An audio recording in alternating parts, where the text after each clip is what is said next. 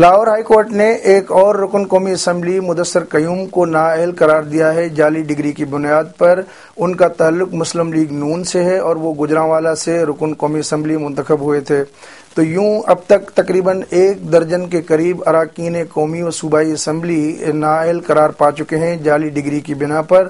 ہمارے پاس موجود ہیں الیکشن کمیشن کے سابق وفاقی سیکریٹری کنور دلشاد، ان سے اس موضوع پر بات ہوگی۔ السلام علیکم کنور دلشاد صاحب، الیکشن کمیشن میں کوئی ایسا میکینزم موجود نہیں ہے کہ جعلی ڈگریوں کی جانچ پڑتال کی جا سکے؟ نہیں، اس میں سب سے بڑی بات یہ ہوتا ہے کہ جو ہمارا ریٹرننگ آفیسر ہے، ریٹرننگ آفیسر کو الیکشن شیڈول کے مطابق صرف 2 دن جو ہے وہ پرووائڈ کی جاتے ہیں تاکہ اس عرصے میں وہ اپنے کاغذات کی جانچ پڑتال کریں۔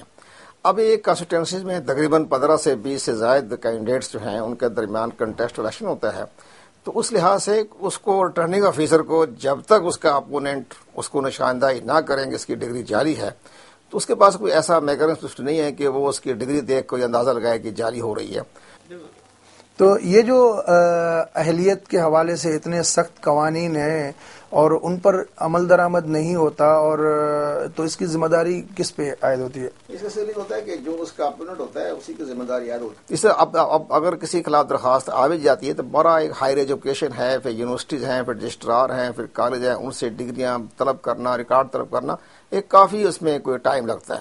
اس لحاظ سے ریٹرننگ آفیسر کے پاس اگر کوئی ثبوت پیش کر دیتا ہے ریٹرننگ آفیسر کے پاس کہ اس کا جو اپوننٹ کینڈیڈیٹ ہے، تو وہ امیڈیٹلی اس پر کارروائی بھی کی ہے اس نے۔ جب یہ 2008 کے انتخابات ہوئے تو اسی طرح کی شکایات بعد میں بھی آ گئی، اور یہ شکایات جو ہے اب جو ہے عدلیہ جو ہے اس کے اوپر کیسز کو زیر سماعت بھی کر رہی ہے اور فیصلے بھی آ رہے ہیں، جیسے آپ نے بھی بتا دیا کہ آج بھی ایک صاحب جو ہیں وہ نااہل قرار دی جا چکے ہیں۔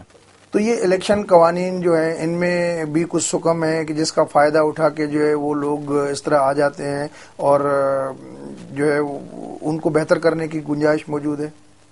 دیکھیں جی، ہر گورنمنٹ حق کو ہوتا ہے، ادارے جو کام کرتے ہیں اس میں ہمارا جو کانسٹیٹیوشن ہے اس میں آرٹیکل 62 میں دی ہے اہلیت اور 63 میں ہے نااہلیت۔ اب ظاہر ہے کہ اہلیت اور نااہلیت دونوں کا جو پیمانہ ہے اس میں تو باقاعدہ شرطیں کافی سخت ترین ہوتی ہیں، لیکن ساتھ ساتھ یہ ہوتا ہے کہ اس میں اگر کوئی یہ ثابت ہو جائے کہ یہ شخص جو ہے یہ بددیانت ہے یا خائن ہے یا جھوٹ بولتا ہے، اس کے بارے میں تو اس پر ایکشن ہو رہے ہیں۔ بعض ایکشن اس لیے ہو رہے ہیں کہ ڈیفالٹر ہے، اس پہ بھی ایکشن ہو رہا ہے۔ بعض ایسا ہوتا ہے کہ اگر اس نے عدلیہ کے خلاف کوئی ایسی بات کہی ہے تو اس کے بھی پیپر ریجیکٹ ہونے کا امکان ہے۔ تو قانون تو موجود ہے، اگر کوئی اس کو چاہے گرفت میں لینا چاہے یا اس پر ایکشن لینا چاہے تو تمام گراؤنڈ تو موجود ہوتا ہے۔ اب سب سے بڑا معاملہ ہو گیا فیک ڈگری کا۔ فیک ڈگری کا کیس ایسا جعل سازی سے ثابت ہو رہی ہے کہ انہوں نے قانون ساز ادارے کے ممبر ہیں اور وہاں قانون سازی میں بھی انہوں نے حصہ لینا ہے، ملک کی مفادات کے بارے میں اہم فیصلے بھی کرنے ہیں، لیکن وہ خود ایک جھوٹ کی بنیاد پر یا ایک حقائق چھپا کر وہ قومی و صوبائی اسمبلی یا سینٹ کے ممبر بنے ہیں۔ تو یہ ایک اخلاقی طور پر ایک بہت ایک ناپسندگی کی جو ہے وہ قدر ناپسندگی کے معاملے میں آتا ہے کہ ایسا شخص جو قانون سازی میں شامل ہو اور وہ خود ہی جعل سازی میں ملوث ہو رہا ہے، تو یہ ایک اچھا اثر نہیں پڑتا۔ تو اس لیے یہ گرفت جو ہے نا ہمارے آرٹیکل 63 کی وہ اس میں آ رہی ہے۔ کنور دلشاد صاحب، بہت بہت شکریہ BBC آمد پر۔